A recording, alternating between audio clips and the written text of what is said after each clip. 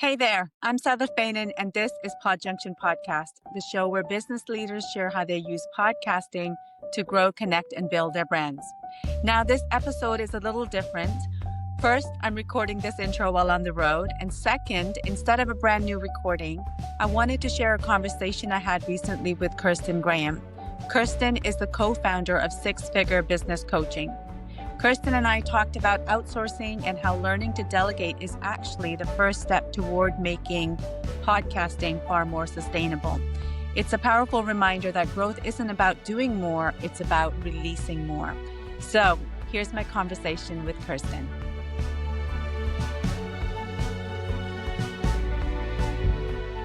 Thank you so much for having me. And I know we're going to talk about one of my favorite topics today, which is outsourcing. I've been really looking forward to this one too, especially because I think your journey really captures something I think a lot of leaders quietly wrestle with. So I've always owned businesses like a mortgage company, a title company, or a gym. I've always owned businesses that have had, employees. We've had staff.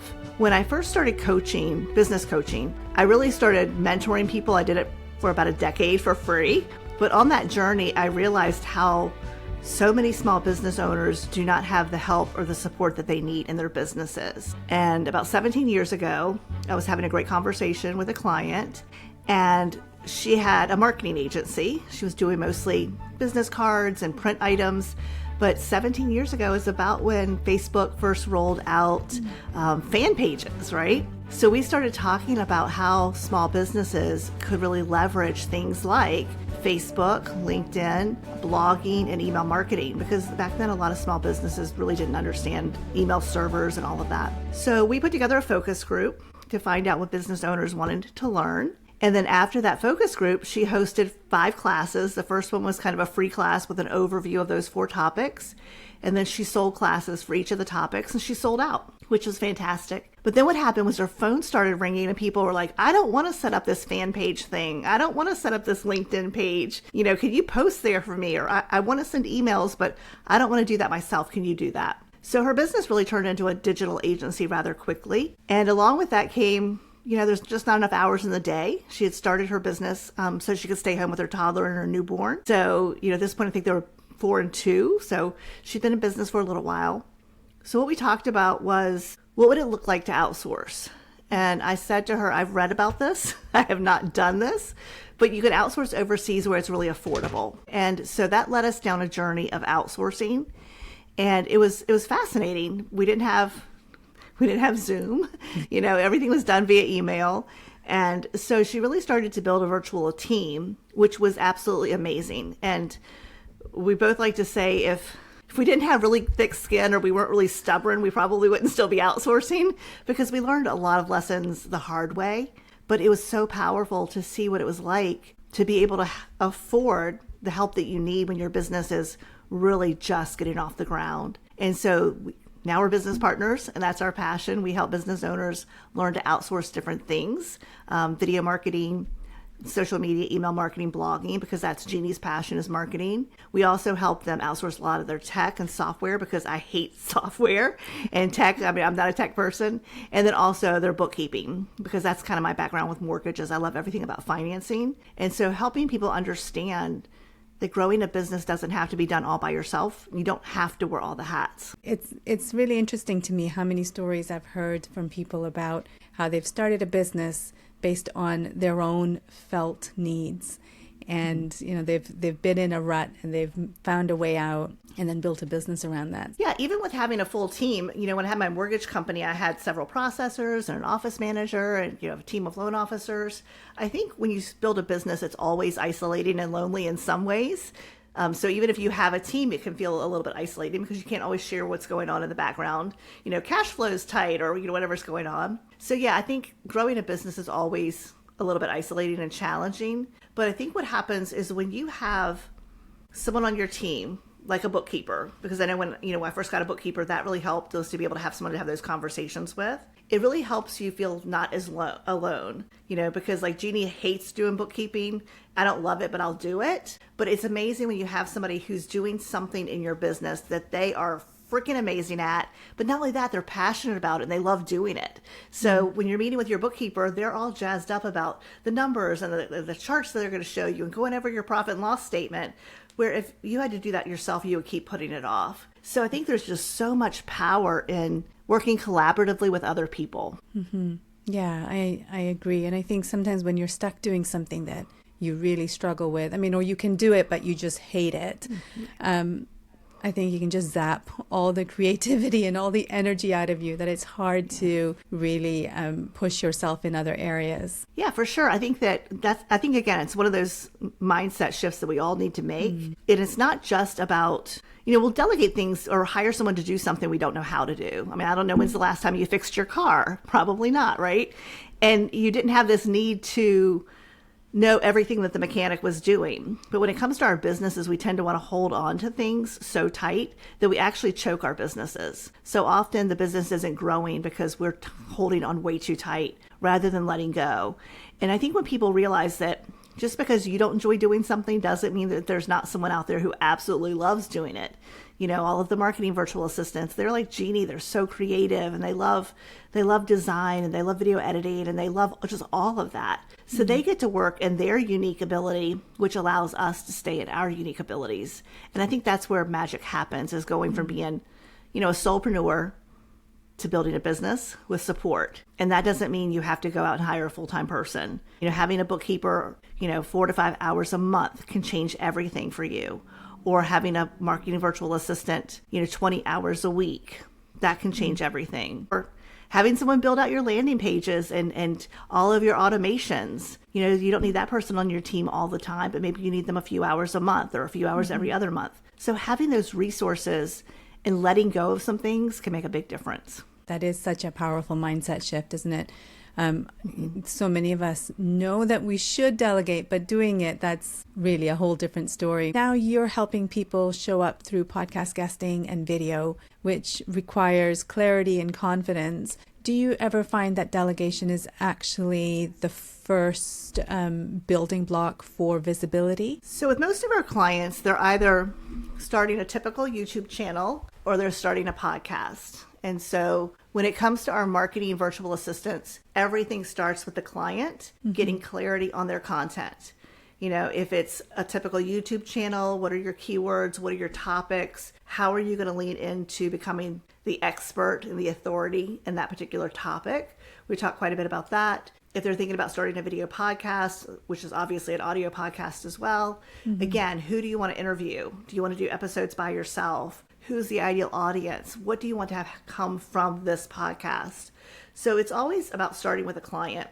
And what we find is a lot of our clients, I think are more like us, where they love having conversations and they'll do this before they would do, even talking head style YouTube videos or, build a big following on Instagram or Facebook, because they love having conversations. So first of all, we want to find out if the client is truly in alignment with that. Does it make sense? Because starting a YouTube channel or starting a podcast is not something you just want to try on. It really is something, it's a 24 to 36 month commitment, because it takes that long to get traction. It takes that long, not always. You can definitely get traction a lot faster, but the podcast that you do 6 months from now is going to be exponentially better than the one you did today. And so it is an evolution, and there's a lot of growing and learning within that. So we always tell our clients, we want to make sure that this is something that they want to have as part of their long-term marketing strategy, not just today. The average podcast, because there's millions of them out there, but less than 8%, I think it's like 7.5% of podcasters are podcasting after 24 months. So most podcasts never make it to the 2-year mark. And so for a business owner, if having a podcast or a YouTube channel is part of their marketing strategy, there are a lot of channels out there. There are a lot of podcasts out there, but there's always a space for your unique voice. But I think having a concept of starting and then learning and constantly improving to get better is important. So once our clients have their strategy, they're ready to go with their content, we always want them to have 3 or 4 videos ready to go.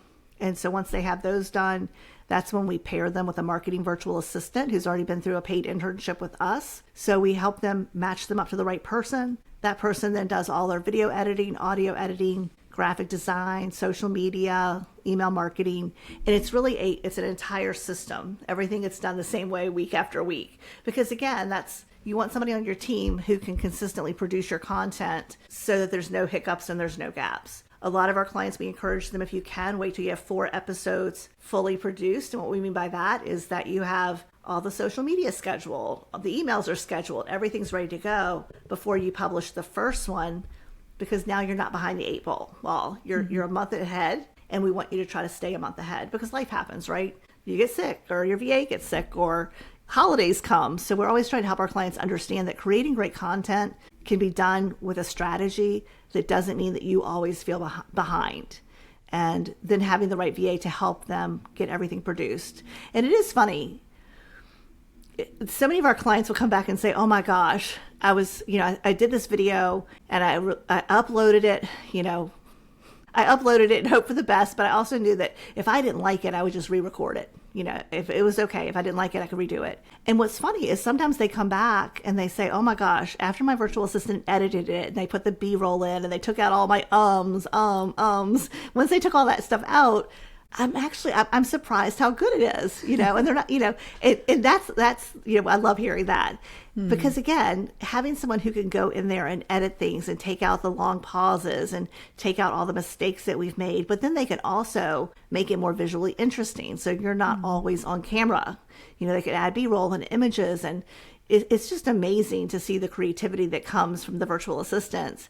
And it's so awesome to see how that builds our clients' confidence and makes them want to keep doing more. And they'll often challenge themselves to do other things once they understand that they've got that support in the background. I can definitely understand the value of having someone who can help you with the editing and the production piece, because that is time consuming, and especially someone who's got a flair for creativity when it comes to B-roll. Yes, yeah. And putting all the words on the screen and writing the description and uploading it to YouTube and making sure that all the keywords are there. It's all of that stuff. So what happens is our clients generally, they are passionate about talking about what they do. They love talking about, the way they help people. And so they generally, once they get on the role of doing their video content, they love it. They enjoy it because they just see themselves as educators. And or having great conversations if they're interviewing guests. So it really is amazing that you can show up for that recording, upload it, and then other than signing off and approving it, you're done. So you're not spending, and your one video produces enough content to take care of all your social posts and things like that. So it's really leveraging your time as well. So thinking about your clients, your podcasting clients, what would you say the link is between their internal growth and their external authority when it comes to podcasting? Oh my gosh. So many of our clients, one, they love having conversations with people. So when they start podcasting, especially if they're interviewing people, sometimes those guests become clients. Sometimes they may become clients of the guests. Sometimes they form a collaboration. We do a lot of affiliate marketing. So, some of our programs we are offering through our clients. And so they do it the same as well. So what happens is when they understand that each person that you're having a conversation with, it's more than just the interview. It's about connecting. You and I connected before. I plan on reaching out to you. We'll connect again, because it's not one and done. And that's one of the things I do love about people in podcasting. They're all about real relationships. And most of our clients love having real relationships. So you see their confidence go up, but you also see their businesses grow because they have the opportunity to get in front of more people, and it's amazing the things that come back. One of our clients, her guest, she was very afraid to have this person as a guest because she had a huge audience compared to what our client had. But she said the interview was so much fun and it went so well. And then what happened was, when that guest put out that podcast, she got a lot of traffic back because of that, and ended up actually having a conversation with someone about becoming a client. I'll have to follow up to find out if she did, because I didn't hear the part 2 of that. But yeah, so when you realize that it really is about collaboration, you're creating this episode and you're doing all the work, and I really appreciate it. But we're going to market this. When we get it back, we're going to share it on our YouTube channel and we're going to post it because there's value and appreciation for what you've done. But now we're exposing each other to our audiences. And I think that's so powerful, because I think, again, we all go further when we work together. Kirsten, this has been such a powerful reminder that growth isn't always about doing more. In fact, it can often be about releasing more. So thank you. Yes. Thank you so much for having me. I really appreciate it. You're welcome. But before we wrap up, If someone listening wants to connect with you or learn more about your work, where should they go to do that? I'm actually just going to send them to our website, sixfigurebusinesscoaching.com. We actually are in the middle of updating all of our website and everything, but you'll have information about our 3 different programs, whether you're looking for a marketing virtual assistant or you want help with your tech, building funnels and landing pages and all that fun stuff, or if you are ready to finally hand off the books. So we have those, and we also have some free resources for you. So there's lots of stuff on our website that can help you grow your business. Fantastic.